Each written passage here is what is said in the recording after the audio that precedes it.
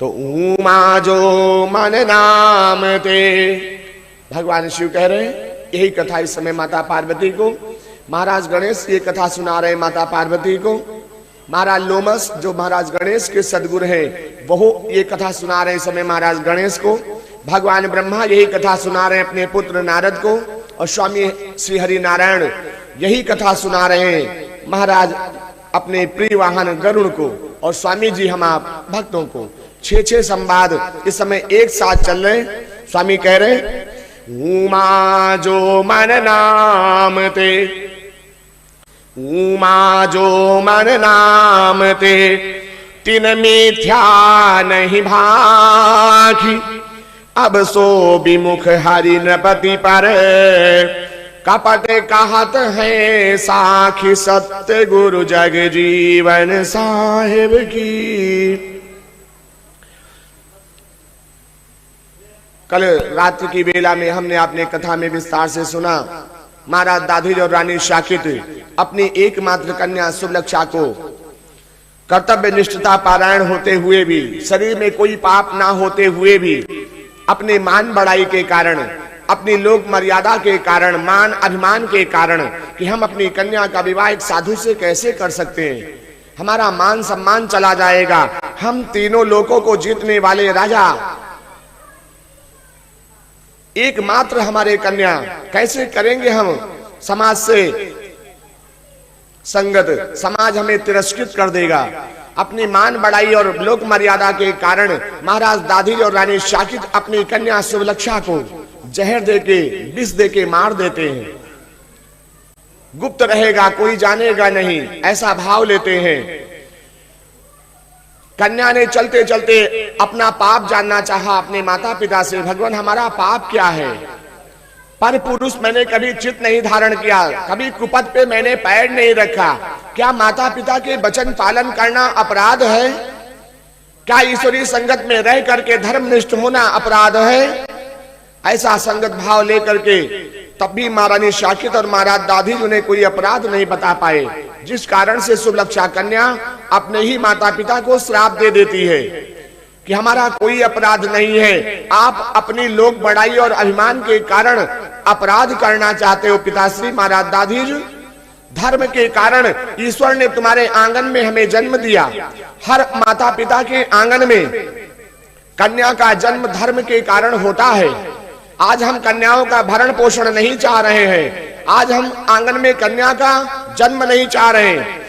एक बार विचार करके देखो, संसार के सारे नर नारी अगर ऐसा ही सोच लें, समस्त भूमंडल के माता पिता अगर ऐसा सोच ले, तो एक ही पीढ़ी के बाद माता सृष्टि खत्म हो जाएगी।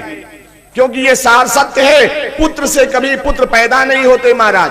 बिना रज वीर के सम्मिलन कभी भ्रूण का निर्माण नहीं हुआ। वो 84 लाख योनियां कुछ भी हो, जार में बच्चे पैदा किए जा रहे, टेस्ट ट्यूब बेबी, आईवीएफ सब आ रहा है, लेकिन बिना शुक्राणु के करेंगे कैसे महाराज? इतना विज्ञान अभी हाईटेक नहीं हो पाया है। जो हमारे हजारों साल पहले महर्षियों ने साधन किया, आज वो कभी नहीं कर सकते। आज हम वीडियो कॉल देख रहे हैं ना, ये आज नहीं, आज के 8-9 हजार साल पहले था, और जितना था उतना अब कभी बना नहीं सकते। महाराज वेद व्यास ने हिमालय से ऐसे लाइव टेलीकास्ट किया है, ब्रह्मा से सीधे कनेक्ट हो गए, तब उन्होंने 4 वेद की रचना किया। वेद व्यास ब्रह्मलोक नहीं गए महाराज, हिमालय में बैठे थे, वहीं से कनेक्टिंग सिस्टम को जोड़ा है। 4 वेद, 6 शास्त्र, 18 पुराणों की रचना किया महाराज वेद व्यास ने। ये शरीर जो है ना, fully body total automatic, search नहीं करना पड़ता है, पलके खुलती दिखने लगता है, सामने नाली आता है, सामने कोई डिवाइडर आता है, कांटे आते हैं, तो पैर से कहना नहीं पड़ता है उठा के रखो। आंखों ने देखा, मन ने विचार किया, पैर ने अपना काम कर दिया। हम इसको समझ नहीं रहे। ईश्वर की बनाई ये परासत्ता जो अद्भुत है प्यारे, इसको हम केवल एक जड़वत शरीर मानते हैं, बस इससे केवल काम करना है। बुरे से बुरे काम अगर करने को मिले तो फिर क्या कहने महाराज, वो तो इसीलिए बनाया गया है। अच्छे काम तो देवता लोग केवल करते हैं, धरती वाले तो अच्छे काम करते नहीं महाराज। धरती वाले जितने बुरे काम हो पाए वो कार्य किए जाए। आज हमारे समाज में 8-9 साल की कन्याओं के साथ गलत कर्म साधन हो रहा है। कौन कर रहा है? पाताल से दैत्य आ रहे हैं कि ऊपर से आ रहे? हम ही आप में कोई कर रहा है? अब सब चंडाल बन के जीना चाहते हैं, पिशाच और दैत्य बन के जीना चाहते हैं। भोग्या विचार केवल मानव जीवन में श्रृंगार हो चुका है। हमारी कन्या के साथ कोई करे, हमारी किसी अबला बहन के साथ कोई करे, कैसा लगेगा माता? लेकिन हम करते हैं, बुरा नहीं लगता है। लेकिन जब कभी हमारे साथ होता है तब हमें बुरा लगता है। अब ऐसा इंसान हो गया। स्वामी कह रहे भगवान, एक दिन तुम्हें इन कर्मों का हिसाब देना होगा। कोई ऐसा नहीं है, नहीं को है सुख दुख कर दाता, निज कृत कर्म भोग सुन भ्राता। सबको भोगना होगा, बचेगा कोई नहीं भगवान। यही परमात्मा की सृष्टि का सार है। उसे मजबूर मत करो भगवान, उसे मजबूर मत करो धरती पे आने के लिए, अन्यथा वो पुनः मजबूर होगा। सृष्टि बाद में खत्म होगी, वो पहले ही मिटा देगा। उसने संकल्प लिया है, यदा यदा हि धर्मस्य ग्लानिर्भवति भारत। हे अर्जुन, जब जब धर्म की अवहेलना होगी, पापाचार बढ़ेगा धरा पे, हमें आना होगा। इसलिए भगवान उसे मजबूर मत करो। कुछ हरियाली अभी बना के रखा जाए, कुछ मानवता को जिंदा रखा जाए, अच्छाइयां और बुराइयों को कुछ समझा जाए। क्षणिक मात्र आनंद के लिए, नभ्या और जिभ्या के स्वाद के लिए हम दैत्य बन जाएं, ये धर्म नहीं है भगवान। हम जरा संतोष साधन में रहें। गोधन गज धन बाज धन और रतन धन खान। गोधन गज धन बाज धन और रतन धन खान। जब आवे संतोष धन तो सब धन धूरी समान। भगवान राम ने संतोष धन धारण किया, राजगद्दी अयोध्या की त्याग करके वनवास के लिए निकल पड़े। आज सारे भूमंडल के नर नारियों ने उन्हें राज सिंहासन अपने मस्तिष्क पे दिया, उन्हें मस्तक पे बैठा लिया। ये तो ब्रह्म हो गए। कितना त्यागी पुरुष है। राम परमात्मा मान करके भजने की जरूरत नहीं है, राम को ब्रह्म मान करके भजने की जरूरत नहीं है। राम एक अच्छे राजा हैं, राम एक अच्छे पिता है, राम एक अच्छे पुत्र है, राम एक अच्छे पति है, राम एक अच्छे नागरिक है, राम एक अच्छे मित्र सखा है। भगवान राम एक अच्छे शिष्य चेला है अपने गुरु के। इसलिए राम में वो सारे गुण हैं भगवान जो एक मानव देही धारण करने के बाद होना चाहिए। वो एक सारे गुण हैं उनमें। सर्वस्व गुण से ईश्वराणाम, ईश्वर बन गया सारे गुणों को चैतन्य में करके। हम आप भी बन सकते हैं। संत साधु अगर हो गए ना सदा पवित्र होके, तो भगवान राम ने अपने मुखमंडल से कहा है, प्रथम भक्ति संतन कर संगा। अपनी नहीं बताया, प्रथम भक्ति पहली भक्ति बताया है, संतों का संग। तुम ईश्वर के संग रहो। राम का पूरा जीवन ऋषि मुनि और साधु के संग में बीता। जन्म हुआ तो ईश्वरी साधना से, जन्म के पहले तैयारी हुई, श्रृंगी ऋषि वशिष्ठ बुलावा, पुत्र काम शुभ यज्ञ करावा। महाराज दशरथ और कौशल्या ने सुनियोजित करके प्रयोजन बना के बालक का जन्म कराया। हमारे आपके घर में गर्भ हो जाता, हमें पता ही नहीं चलता है। तभी तो भ्रूण हत्या करनी पड़ती है कि हमको जरूरत नहीं, खत्म करो इसे। जब खत्म करना था तो उत्पन्न क्यों किया?